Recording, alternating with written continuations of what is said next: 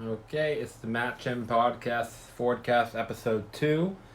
Today I'm just going to be talking about a little of the things that I've been learning over the last few days and just trying to update on what I'm going to try to learn in the future. So, first things first, one of the most important lessons that I've learned, I think, really this summer, and this is a life lesson really, it's just the fact of being honest. Okay, what do I mean when I say being honest? Well, I read a book by Sam Harris called Lying. Okay, and basically the premise of this book is it ever okay to tell a lie? So we can stretch that to the furthest extent because most people would generally agree that it's not okay to lie about big things, right? It's not okay to lie about the fact that you owe somebody money, or it's not okay to lie. Say for example, you asked me if I had paid back my debt to you, and you honestly don't remember.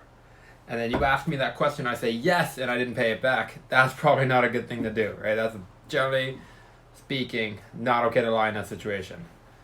But a lot of people will say that it is okay to lie in little white line situations. For example, maybe if somebody did good when they didn't do good.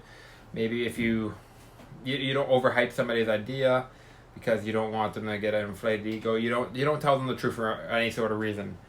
One of the biggest lessons that I've learned over these past few months is honestly, I think it's just easier to be honest and just tell the truth even when the truth is harder, okay? And what that means is basically to never lie. And to go a step further, that means to always be truthful and not you know, what's the opposite of truthful? Where you're not lying, but you're not being very truthful. And an example of that could be somebody asking you where you are, and you say, planet Earth. That's not a lie, but obviously when they said where are you, they didn't ask you if you're on planet Earth. They're asking you, are you at the store? Are you doing something you shouldn't be doing, etc., etc. Okay, so that's where being truthful, I think, is a huge asset in the human, like in my own human interactions. I just think my life's better when I'm truthful. I will say this though, being truthful is a hard thing to do. Being 100% truthful at least. I've noticed in myself that I am definitely not perfect. I've told little, white lies, and I'm ashamed of it. I'm not ashamed, I guess. Obviously, I'm talking about it right now, but it's something I think I should cut out of my life completely. I think I'm pretty good, to be honest. I see a lot of people doing it a lot, but I'm pretty good. I might do one maybe a week. No, maybe more than that, but one a week, maybe two a week. Little white lies, and I catch them now. I catch them and I try to zap them out of the air before they come to fruition. And I've been really good at it lately. The first step to this whole process was just becoming conscious, and this is something that I might bring awareness to maybe somebody who's watching. Look at how many little white lies or little instances of your life where you're not being truthful there are.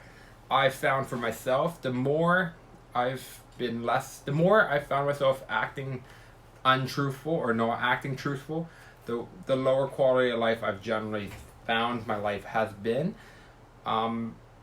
It's a really good thing just to tell the truth, honestly. You should read the book Lying by Sam Harris, and you get a lot more detail.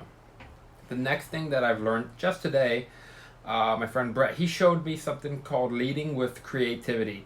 And basically there's two different forms of, management versus leadership. Managing is just kind of delegating tasks. Leadership is kind of creating some sort of vision and creating a workplace that is kind of good that people want to work for, in my opinion. And honestly, I don't know the pure definition of leadership, but this is what I'm kind of taking from it. Leading with creativity, to me, what that means is asking and getting some ideas from not only other leaders, but people below you as well, because it's really good. It's really important for everybody to have a voice. One of the things I remember learning in micro-organizational behavior from university was that basically people like having input into the task, having the sense of accomplishment, really, right? If I put a little bit of taking ideas from the down in the ground, the trenches, the employees that are in the trenches, it's typically a good idea because they have more information than upper management because they're actually doing it. And number two, it's free ideas. There's always a balance with this, as I think it was Aristotle or Socrates said, life, there's balance. You need to know when to listen to the lower people in the trenches, and you need to know when to not listen to. But it's just good to know because a lot of people tend to err, I think, on the side of not listening and getting above a little bit more superiority. myself included. I've found that it's really important to get your ego in check. One of the hardest things I've been doing lately is trying to get my ego in check. The next thing that I've really been learning right now is the power of habit and diet. Honestly, wow, you need to really make sure your environment is good to set up your habits. That's one thing I remember learning from the book Nudge, is setting up your environment, because the human mind has a lot of biases that make us act a certain ways. For example, it's a human bias. If there's a chocolate bar just present, we're going to eat it just because it's easy. The bias in that case would be being friggin' lazy, alright? You don't want to take the extra effort it takes to go to Sobeys or wherever, get an apple instead of a chocolate bar. The other bias there too could also be the fact that chocolate bar is filled with tons of, I don't know if you'd call them chemicals, but tons of elements that taste really good in your mouth, probably a lot better than an apple. So what I've been trying to do is pre-making food seems to be the most important thing. Okay, I don't make my food in the morning. I eat bad that day. Honestly, it's so important to pack your food for the day before you eat it. Or if you plan on eating out, you should plan where you plan on eating out. Okay. Myself, I don't know very many places where it's healthy to eat out. Maybe Subway, sushi. After that, oh my God, it's not slim pickings, right? There's not really very many places that you can eat out and be healthy, and let alone cost effective. Because when you eat out, oh my God, the cost triples honestly on the food, and I guess that's you paying for the labor, the experience, the waiters, the tip. That all adds up. The other thing too that I've been learning, I've been reading Crushing It by Gary Vaynerchuk. And in that book, one of the big things that Gary's big on is posting a lot of content. Obviously, you can see how I'm making content now from this podcast. I'm repurposing it into YouTube. But Gary's big on posting 4 pieces of content a day. I have been slacking. I'm not sure how I post more content. I think what needs to happen is I need to make these podcasts more, not strict, but I have to make sure that they actually happen. And then I have to repurpose content out of this podcast and onto Instagram, YouTube, etc., etc. You can make a blog form out of it, Twitter, a bunch of things. For right now, honestly, I've been working probably about 2 to 3 hours on this kind of side hustle of documenting the process a day. I gotta get more. Straight up, I just need to work more. I don't know what I'm going to cut out or say no to first, but I'm definitely gonna have to say no to more things so I can say yes to posting more content and put it in the time I need to create this content. Gary totally closed me on the idea that you need to put out as much content as you can. Here's why. Basically, the market decides what is good, right? So if you put out enough content, the market's going to have enough sample size to choose and say maybe something that you're making is good. Now, if you put out a lot of content and you're not getting any views, what that means is basically you're putting out crap content. And you yourself, you have to change the type of content you're putting out if you want to appeal to the market and monetize. If you're just doing it for fun, it's a whole another story.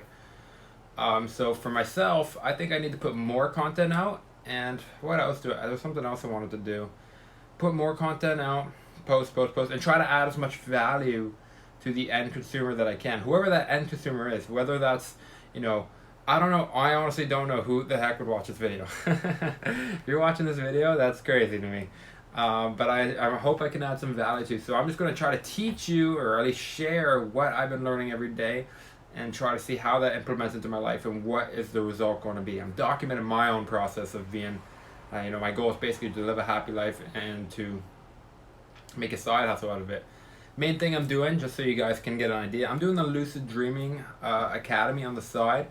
Right now I have, I'd say, about 50 gigabytes, maybe something like that, of a Lucid Dreaming Academy project done, where I've basically taught people how to go from not remembering your dreams, pretty much what I am right now, all the way up to a full-on lucid dreamer where I was before.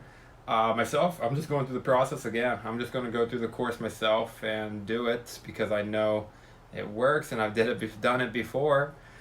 That's the kind of the dream that I'm chasing for. If you ever watch Cars, that is the big cup that Lightning McQueen's trying to win. That is my big cup. Now, whether or not I win that big cup is another story, because it's possible I go on this great journey to get there and I find out something about myself where I learn that I'm actually really passionate about cars. I don't know. I don't think that's going to be what it is, but it's possible. And the last thing that I've found that is really valuable that I've kind of picked up on in the last few days is having a little bit of alone time every day. You know, in the job I work, I can pretty much be with people as soon as I wake up all the way to when I go to sleep. Right now I'm alone shooting this podcast in my little study room, you could call it. Totally a mess, eh? I'm moving out of this house in 2 weeks, so it's kind of like, fuck it, vacation mode. I'm just leaving, so yeah, I'm not being the best, eh? Definitely gonna have to clean this place before I leave, and then, yeah, but the alone time, what I was talking about, I think that's really crucial to having a healthy life, okay? For me, myself, I'm a little bit more introverted than the average guy, I think, or I don't know if I'm more than average. I believe I did the Hexaco test and I scored slightly below the median or the middle. So I'm just slightly below, a little bit less extroverted. And for me personally, I think having this alone time is crucial. Having this alone time to not only think, but just be with myself, be present with myself, and have some me time. Personally, is something that I need every day. I really thoroughly enjoy being able just to relax by myself. I could close my eyes, sit down, and just think and do my passion project, which in this case is producing social media content, hopefully for lucid dreaming.